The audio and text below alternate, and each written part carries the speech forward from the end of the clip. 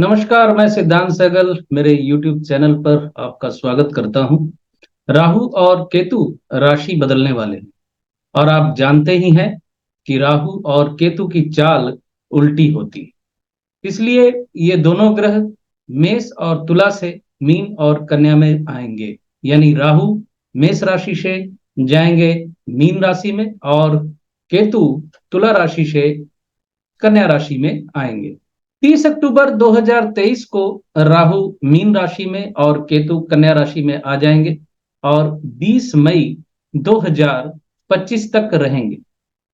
राहु और केतु 18-18 महीने एक राशि में विचरण करते हैं और ये गोचर फल मैं आपको बताने जा रहा हूं, वो चंद्र राशि से बता रहा हूं। राहु को नैऋत्य दिशा का स्वामित्व प्राप्त है।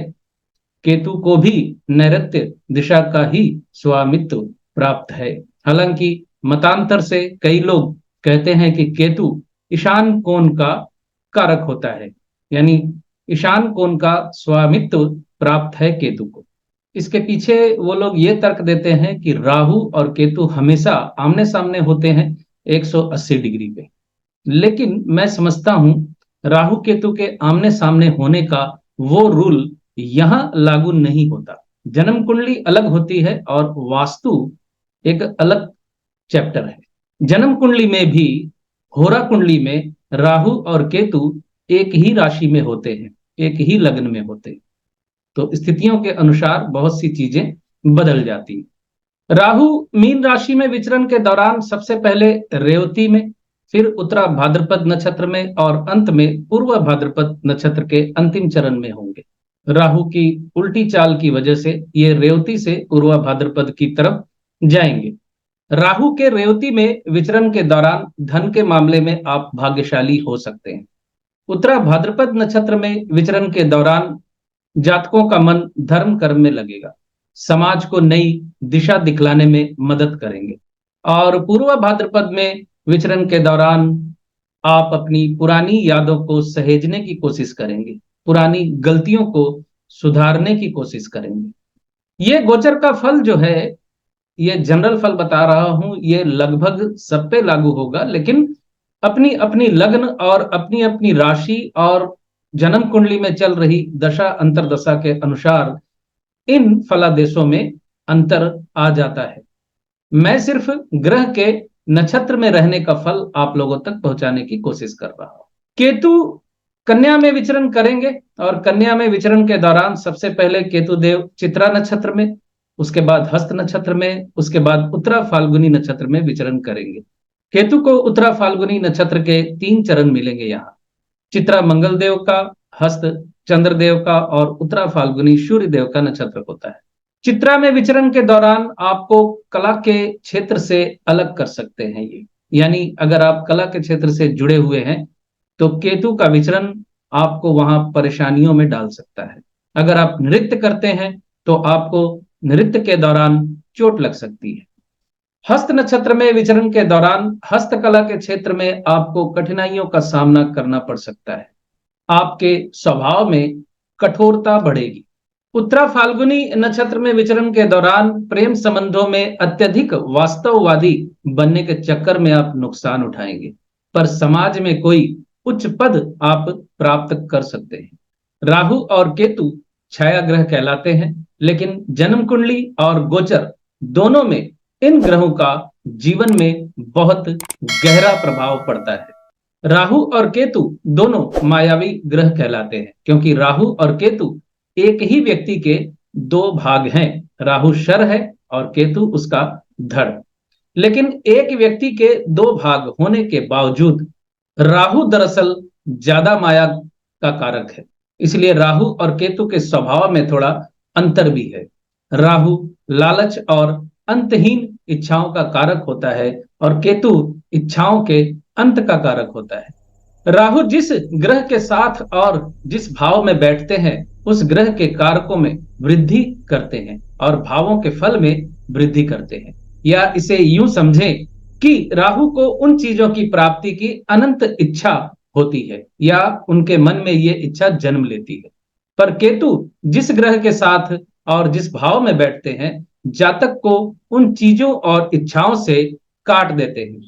राहु को स्त्रीलिंग ग्रह माना जाता है तथा राहु वायु प्रधान ग्रह होता है।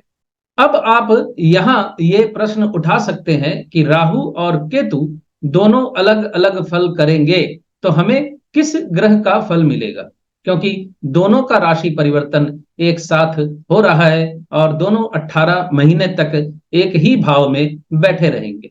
तो मैं यहाँ आपको एक सूत्र बताने जा रहा हूं, जिसे ध्यान से सुनिए। चंद्रमा मन का कारक ग्रह होता है। तो पहला सूत्र यह है कि चंद्रमा जिस दिन राहु के साथ होगा या राहु के नक्षत्र में होगा तो राहु के फल देगा आपको, तथा चंद्रमा जिस दिन केतु के साथ होगा या केतु के नक्षत्र में होगा उस दिन केतु के फल आपको मिलेंगे। दूसरा सूत्र यह है कि राहु की महादशा या अंतरदशा जिनकी चल रही है उनको राहु का फल ज्यादा मिलेगा, तथा जिनकी केतु की महादशा या अंतरदशा चल रही है उनको केतु का फल ज्यादा मिलेगा।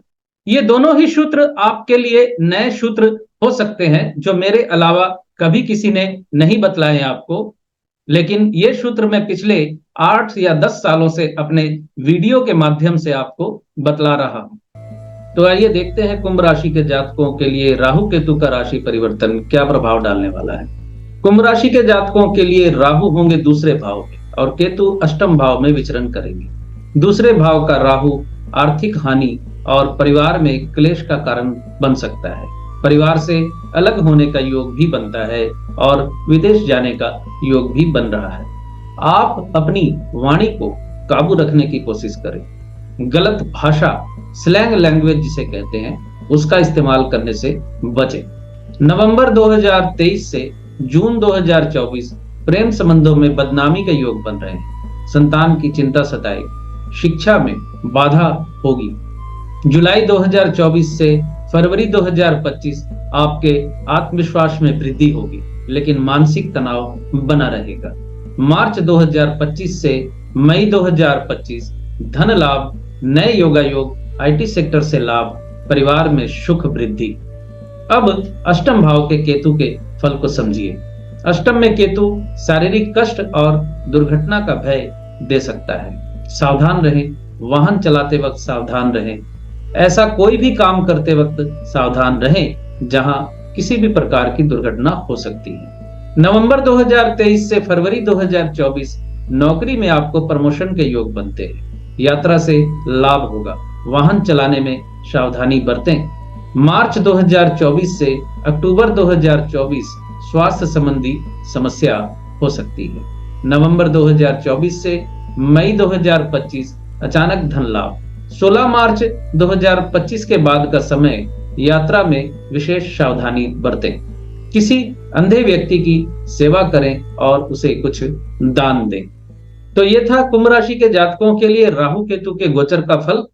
बहुत बहुत धन्यवाद आप सभी का जुड़े रहने के लिए। खुश रहिए, स्वस्थ रहिए।